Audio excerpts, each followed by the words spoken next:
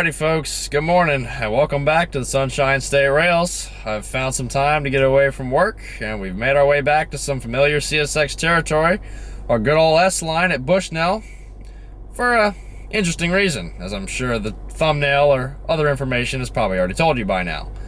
As I'm sure that most of you who are rail fans by this point will know, CSX has began their very own fleet of heritage locomotives.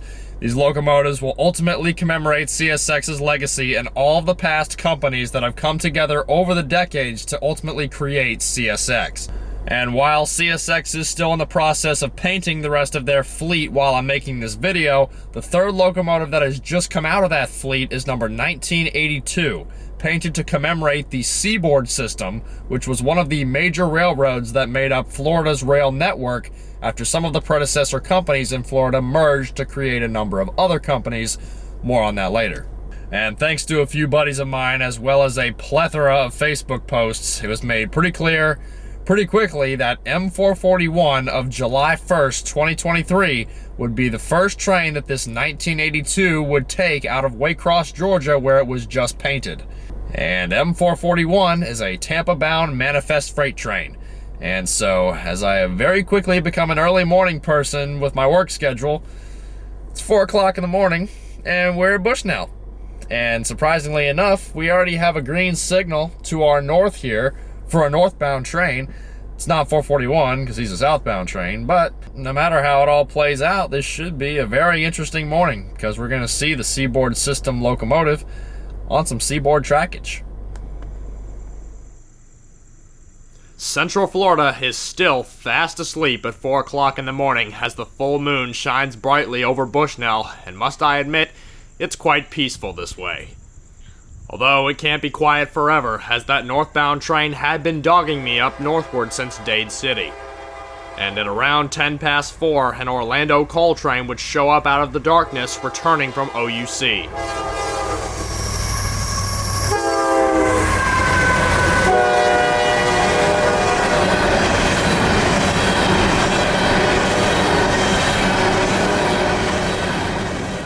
OUC, standing for the Orlando Utilities Commission, is the company that owns the still coal-fired power plant in Tampa, Florida, just south of Orlando, that receives about 3 loaded coal trains every week.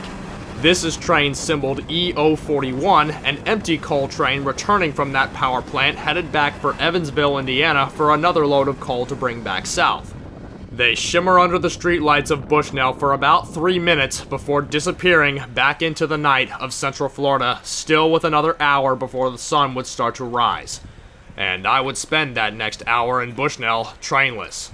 Though just a little after 5 o'clock a.m., when the sun did finally start to show hints of its presence, another train would come through Bushnell, this time coming south, and though I wouldn't have minded if it was 441 at this time, it wouldn't be quite that.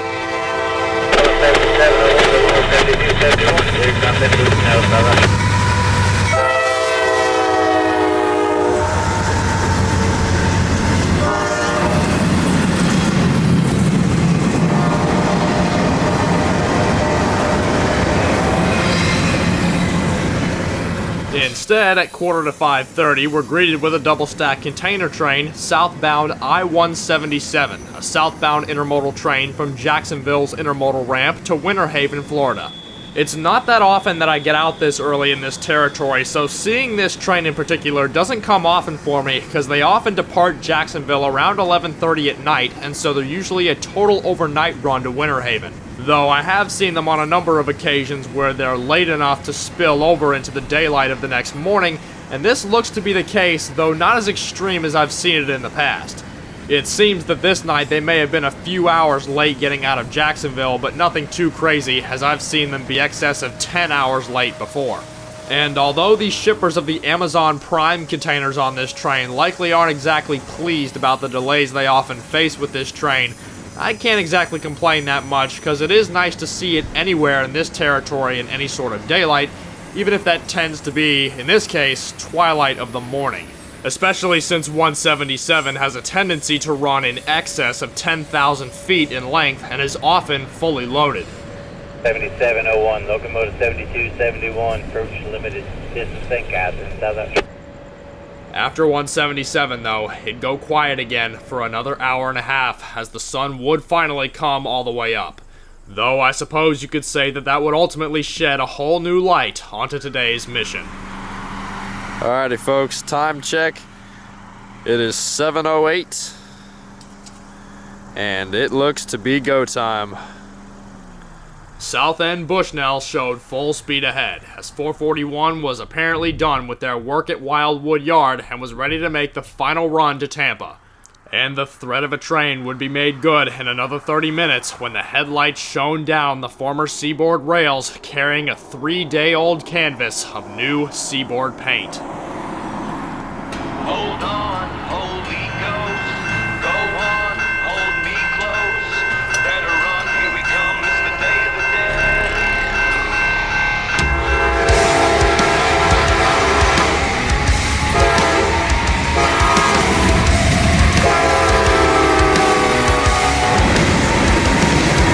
We come from a world of oblivion, bad dreams, I got all I need strapped right to my hamstring, I'm on our hit list.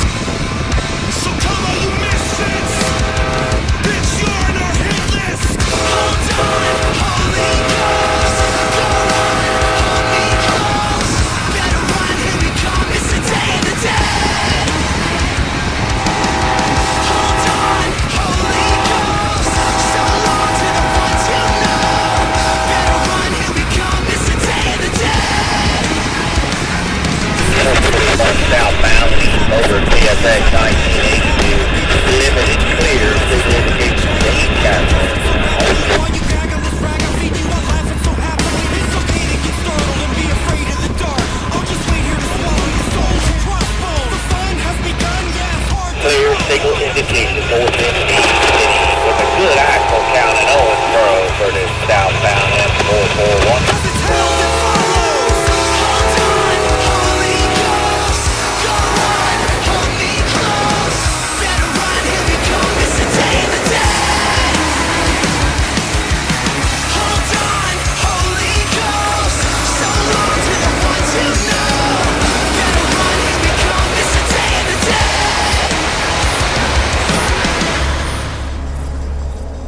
Cab 441 southbound, lead motor CSX 1982. Clear signal indication, Lake Wales Junction now.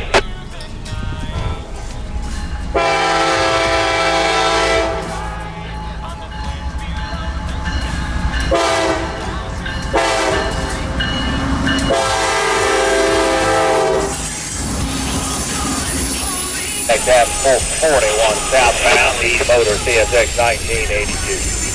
Clear signal indication at the mark. Yeah. Hold on, Holy Ghost. Go on, hold me close. Better run, here we come, it's the Day of the Dead. Hold on, Holy Ghost. So long to the ones who know. Better run, here we come, it's the Day of the Dead. Hold on, Holy Ghost. It's the Day of the Dead. Hold on, Holy Ghost. It's the Day of the Dead. Hold on, Holy Ghost. It's the Day of the Dead. Hold on, Holy Ghost.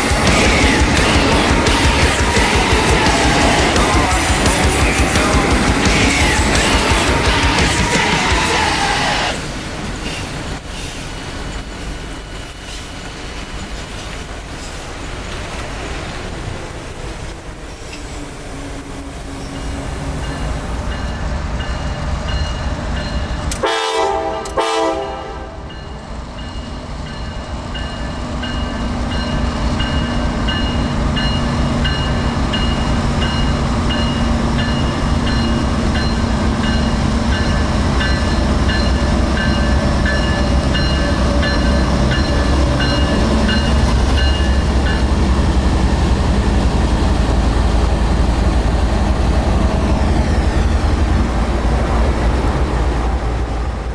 Finally, after their overnight journey from Waycross, with just about every Florida rail fan following close behind, M441 of July 1st makes its way into the former Seaboard Yeoman Freight Yard.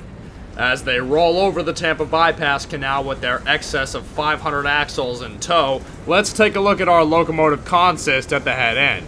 Trailing in the second position is a GE wide cab -8 model number 7793, still wearing its 1990s coat of Yellow Nose 2 paint, which makes it not all that bad of a match for this train's leader, quite obviously, CSX's newest heritage locomotive number 1982, repainted and renumbered from former CSX ES44AH locomotive number 3066, completed just 3 days prior out of the Waycross, Georgia paint shops. The locomotive was repainted to commemorate the former Seaboard System Railroad, which operated between the years 1982 to 1986.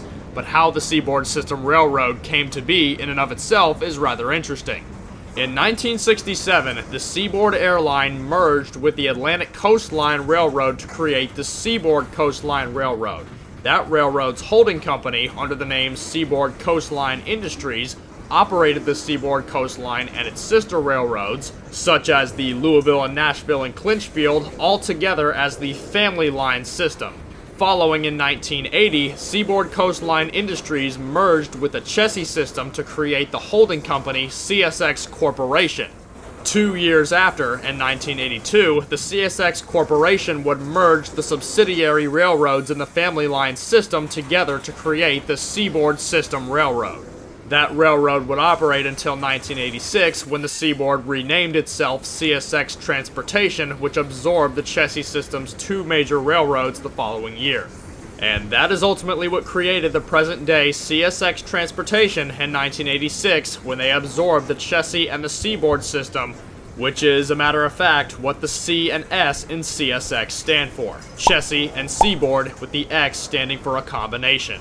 And so this locomotive commemorates those 4 years that the Seaboard System operated as its own subsidiary before merging with the Chessie System to create the modern-day CSX. The history part aside, CSX has chosen to be a little bit different in the way they've designed their heritage locomotives as opposed to other Class 1 railroads. Similar to the 1776 Veterans locomotive that CSX painted back in 2019, this locomotive utilizes a part CSX, part heritage design, with a slanted line that fades into the heritage colors right behind the locomotive cab. As CSX employees would comment in their official release videos for these engines, the fade into the heritage design behind the cab is intended to symbolize CSX pulling their history behind them. Because, as they would also say, without all the predecessor railroads that will ultimately be honored with these engines, there would be no present-day CSX. And as I noted this morning, this is only the 3rd locomotive that has come out of the heritage fleet so far, and it is the first one to make a trip to the Sunshine State. And I'm glad that this was the one to make its first trip, because this one truly has Florida railroading history to it. And considering the fact that it made its first run all the way down the former Seaboard Wildwood subdivision to a former Seaboard freight yard, really makes me think that somewhere, somehow, there was somebody on the power desk at Waycross who knew what this engine symbolized, and that this is where it should truly go first. Cause there just seemed to be a tad too much synchrony to this first maiden run that I feel can't be attributed to somebody knowing a thing or two about this engine and CSX's lines in Florida and the history behind both. And that's just about all for my take on CSX's new heritage locomotive number 1982 and its inaugural trip to Florida. I hadn't planned on doing anything too elaborate here, but I figured on word of it coming down that it would be a pretty cool sight to see, and that y'all might want to see me make a video about it and see what my opinion was on it and the new heritage program that CSX has started. That said, I am really looking forward to what the other Florida heritage locomotives will look like, such as the Atlantic Coastline, Seaboard Airline, and Seaboard Coastline. But until those engines are released, or they come down here, we can only speculate as to how CSX will honor the rest of Florida's rich railroading history. Thanks for tagging along with me this morning on CSX's S-Line, following a piece of history revitalized in the modern day. A bit of a change of pace next video, as I'll be seeing you guys who stick around at the Florida Railroad Museum. But in Tampa, Florida, this is Kotabeaner, and I suppose I'll see you then on the Sunshine State Rails.